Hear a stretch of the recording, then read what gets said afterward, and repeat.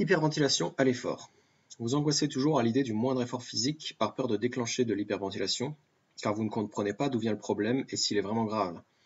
Dans cette vidéo, nous allons décortiquer cette problématique en voyant d'où vient l'hyperventilation à l'effort, quelles sont ses conséquences, sont-elles graves, et comment faire pour apaiser l'hyperventilation et la guérir. Alors, d'où vient l'hyperventilation à l'effort ou après l'effort? Alors avant de commencer, faisons un petit rappel de la définition de l'hyperventilation. On hyperventile quand on respire plus d'air que le corps ne peut en supporter, généralement plus rapidement et de manière superficielle. Pendant une activité physique, comme la course à pied par exemple, plusieurs facteurs peuvent déclencher l'hyperventilation pendant ou après l'effort. Il est possible que des mauvaises habitudes respiratoires prises depuis l'enfance se manifestent et déclenchent l'hyperventilation. Le stress peut déclencher l'hyperventilation, que ce soit pour des causes extérieures, stress familial ou stress professionnel, ou bien des sensations corporelles mal interprétées, comme des fortes palpitations, des vertiges ou maux de tête anormaux qui feraient stresser, un peu comme une réaction hypochondriaque. Après une opération chirurgicale, il arrive que la rééducation post-opératoire ne se passe pas comme prévu et induit l'hyperventilation à l'effort. Et enfin, certaines maladies de cœur ou bien d'hypertension favorisent l'apparition de l'hyperventilation.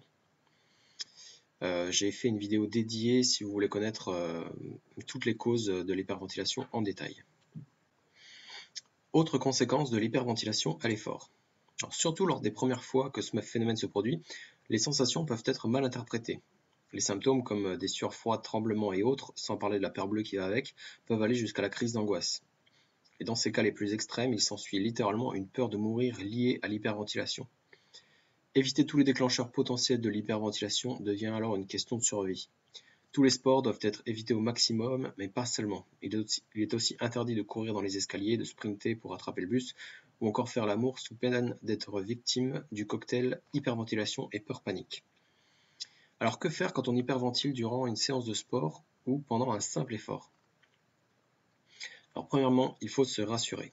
Sachez que l'hyperventilation, tout comme ses symptômes, sont inoffensifs pour la santé. Vous ne pouvez pas vous étouffer et encore moins en mourir. Pour calmer une crise, je vais vous donner un exercice simple pour retrouver votre souffle et votre calme. Asseyez-vous confortablement par terre ou sur une chaise, comme vous préférez, et gardez le dos droit. Placez une main sur votre poitrine et l'autre sur votre ventre. Respirez doucement par le ventre. Votre poitrine doit à peine se soulever. Utilisez vos mains pour contrôler vos mouvements. Sentez le rythme respiratoire se ralentir et votre corps qui se relaxe.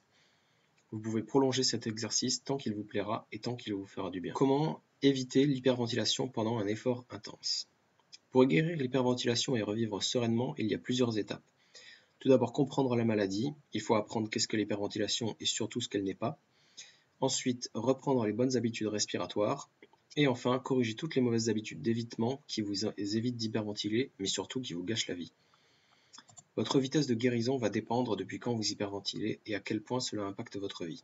Si vous hyperventilez depuis longtemps, il faudra du temps au corps pour se réhabituer à une respiration normale. C'est une question d'habitude à prendre et de persévérance à garder. Tout le monde peut y arriver. Si vous souhaitez aller plus loin, je vous ai mis dans la description une formation offerte pour apprendre à comment vous débarrasser de l'hyperventilation étape par étape. En tout cas, c'est la fin de cette vidéo. Si elle vous a aidé, dites-le moi avec un j'aime. Si vous avez des questions, n'hésitez pas à les mettre en commentaire. Et continuez à prendre soin de vous.